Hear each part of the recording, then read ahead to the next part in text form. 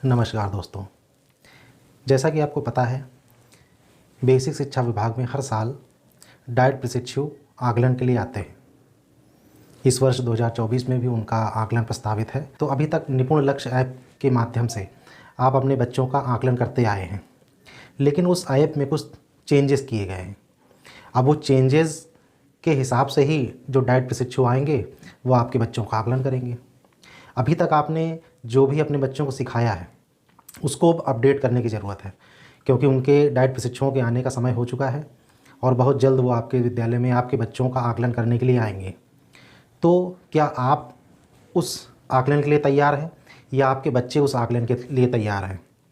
तो आज मैं इस पर चर्चा करने के लिए आया हूँ। तो चलिए शुरू करते हैं। तो दोस्तों, डाइट प्रशिक्षुओं द्वारा जो निपुण आकलन होना है उसके कुछ महत्वपूर्ण बिंदु हैं जो कि आपकी स्क्रीन पर हैं।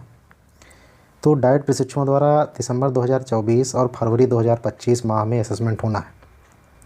तो उसके लिए हमें देखना है कि हमारे बच्चे तैयार हैं या नहीं, क्योंकि कुछ परिवर्तन किए गए हैं जो कि सडन परिवर्तन हैं। उसके लिए हमें अपने बच्चों को पहले से ही प्रिपरेशन करा देनी है, ताकि जब डाइट प्रशिक्षु आएँ तो हमारे बच्चे सहज रूप में उनके सामने प्रेजेंटेशन दे सकें। जैसा कि आप जानते हैं, डाइट प्रशिक्षु प्रत्येक विद्यालय में असेसमेंट हेतु जाएंगे और वहाँ की रिपोर्ट बेसिक शिक्षा विभाग को भेजी जाएगी। तो शिक्षकों को सलाह दी जाती है कि असेसमेंट के दौरान वे प्रशिक्षुओं के काम में हस्तक्षेप नहीं करेंगे। ये काफ़ी हद तक डिपेंड करता है कि प्रशिक्षु किस बिहेवियर के हैं।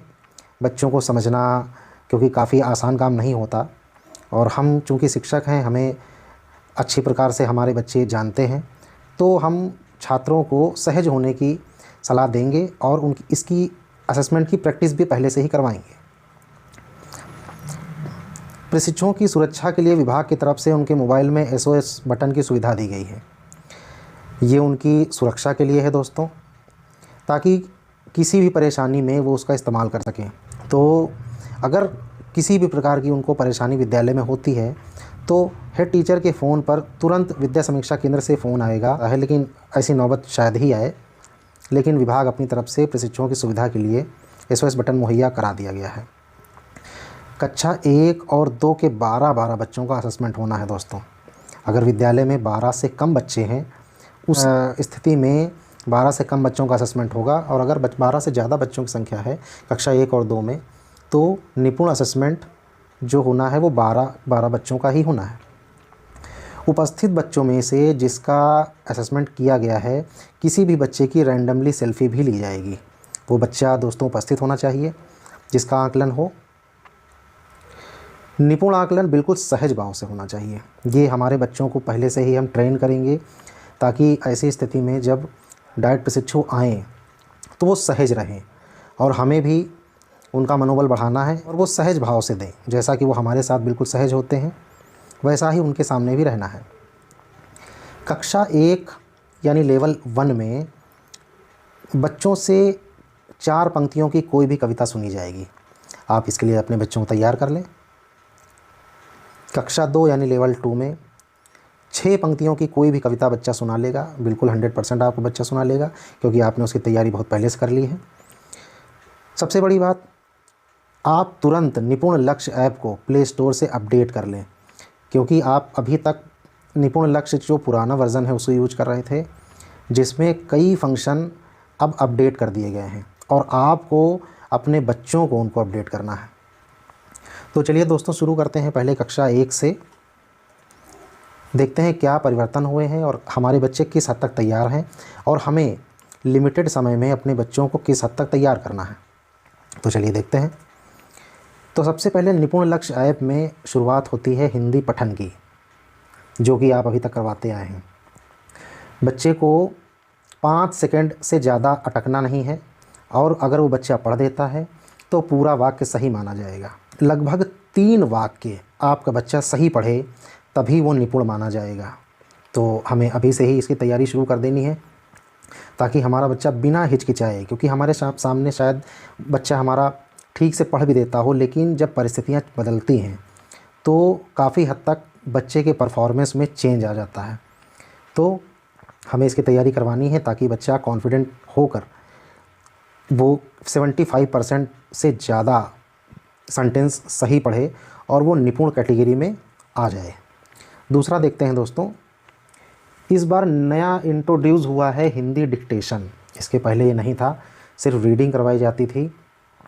तो 8 शब्द उसको सही लिखने हैं, उसकी नोटबुक पर बच्चा लिखेगा, डाइट प्रशिक्षु उसको बोलेंगे और मिनिमम 8 शब्द अगर वो बच्चा सही लिखता है, 2 सेंटेंस होंगे और 8 शब्द वो सही लिखता है तो इसका मतलब बच्चा इस कैटेगरी में भी निपुण हो गया। तो आसान से शब्द होते हैं लेकिन परिस्थितियों पर डिपेंड करता है कि बच्चा परफॉर्मेंस कैसी देता है। तो ये कुछ आसान से सेंटेंस है, राम जल भर कर रख, बस पर चल कर जा। तो हमें इसकी प्रैक्टिस बच्चों को करवानी है। अगला देखते हैं, गणित संख्याओं की पहचान। तो बहुत आसान है दोस्तों, 1 से 20 तक की संख्याएं हमने बहुत आसानी से बहुत पहले ही उनको याद करवा दी थी। उसी में से 1 से 20 तक की संख्याओं में से आसान से प्रश्न पूछे जाएंगे। बच्चा उंगली रख कर तुरंत पहचान लेगा कि ये कौन सी संख्या है और मिनिमम 8 से अधिक संख्याएं उसको बतानी है, तभी वो बच्चा गणित में निपुण कहलाएगा। 8 से कम संख्या पर वो बच्चा निपुण नहीं होगा। तो हमें हो सकता है कुछ बच्चे आपकी कक्षा में ऐसे हों जिनको संख्या पहचानने में अभी भी दिक्कत हो रही होगी, तो हमें उन पर काम करना है। और जो बच्चे पहचान रहे हैं उनको मोटिवेट करना है कि किसी भी परिस्थिति में डाइट प्रशिक्षु जब आएंगे तो उन्हें डरना नहीं है और आत्मविश्वास दिखाकर सारे प्रश्नों के उत्तर देने हैं। तो चलिए अगला देखते हैं। संख्यात्मक पैटर्न वाले क्वेश्चन दोस्तों इंट्रोड्यूस हुए हैं, जिसमें संख्या एक रिक्त स्थान होगा जिसमें बच्चे को संख्या पहचान कर उसमें सही भरनी है। तो देखिए दोस्तों, स्क्रीन पर आपके 1 होना चाहिए रिक्त स्थान पर, 1 2 3 4। लेकिन ये हमारे लिए आसान है, हमारे बच्चों के लिए ये उतना आसान नहीं जितना हम सोचते हैं, क्योंकि जैसा कि दोस्तों मैंने पहले ही कहा, जब परिस्थिति बदलती है तो परफॉर्मेंस में चेंज आ जाता है। दूसरा देखते हैं दोस्तों, 2 4 6 8 होना चाहिए। तो इस तरह के प्रश्नों की प्रैक्टिस हमें अपने बच्चों को करा देनी है। ये देखिए बॉक्स में निपुण लक्ष्य ऐप से मैंने क्वेश्चन लिया है।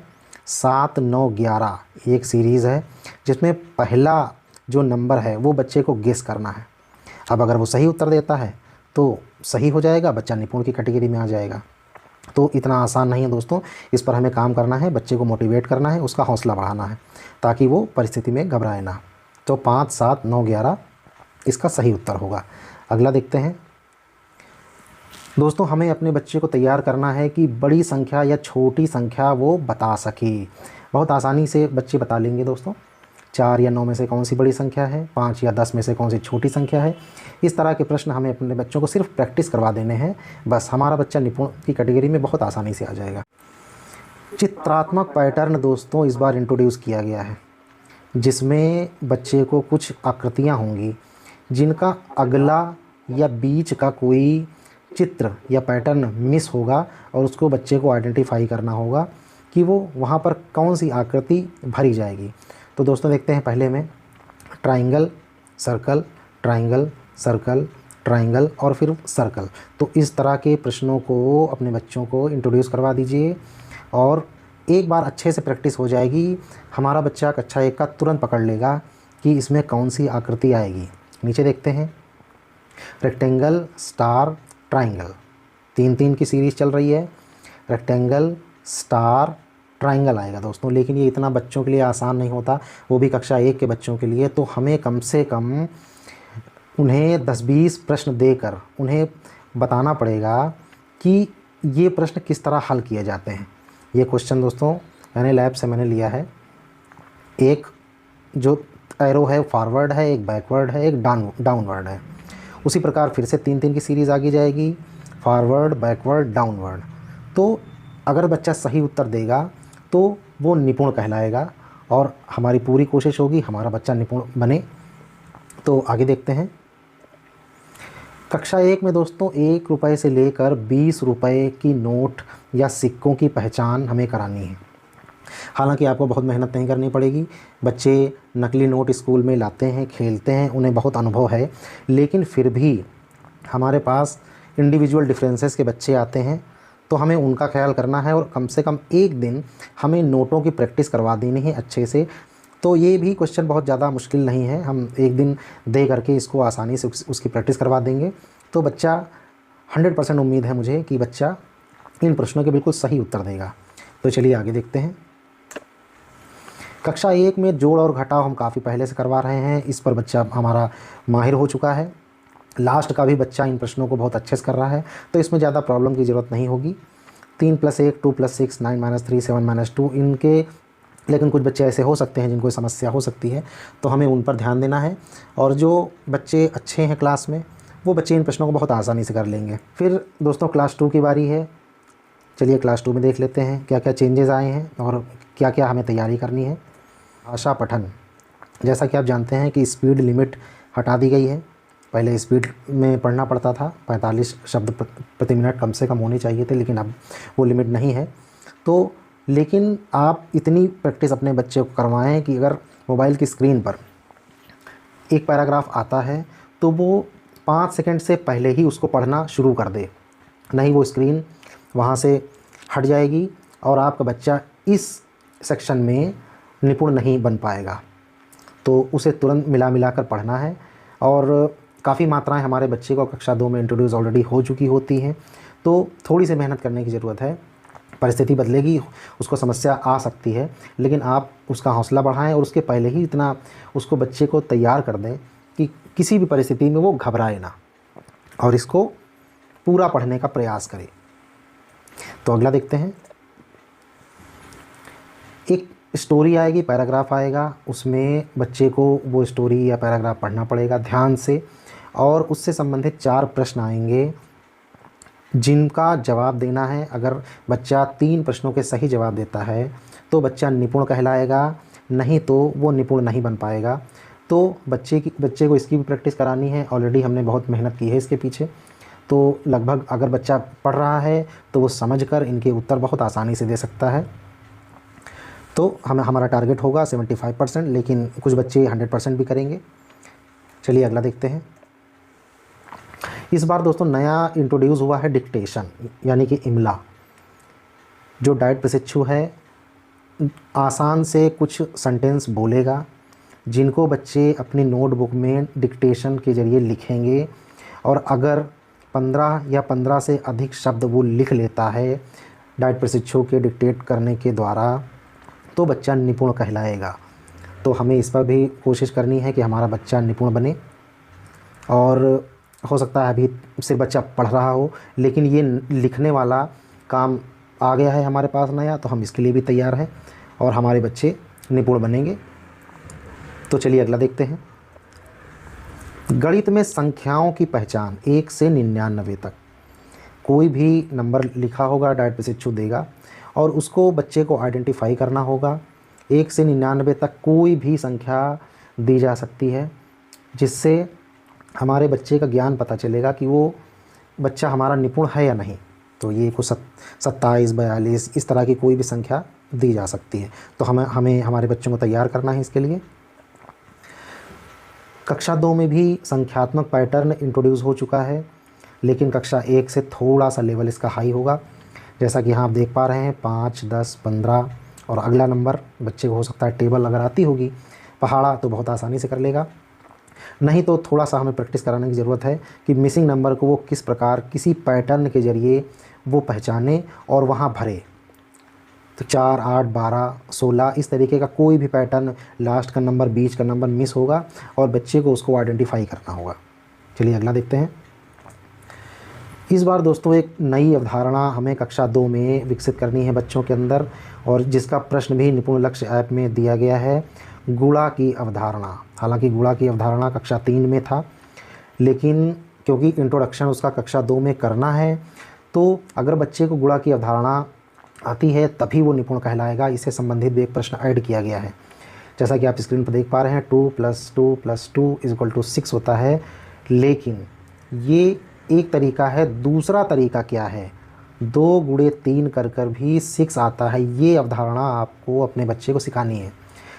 भाग की अवधारणा भी दोस्तों हालांकि कक्षा 4 में था, लेकिन इंट्रोडक्शन करवाना है, बहुत आसानी से आप इसको करवा सकते हैं। जैसे प्रश्न निपुण लक्ष्य ऐप से लिया गया है, 12 खिलौनों को 4 बक्सों में बराबर बराबर बांटने के लिए एक घटाव कथन लिखिए।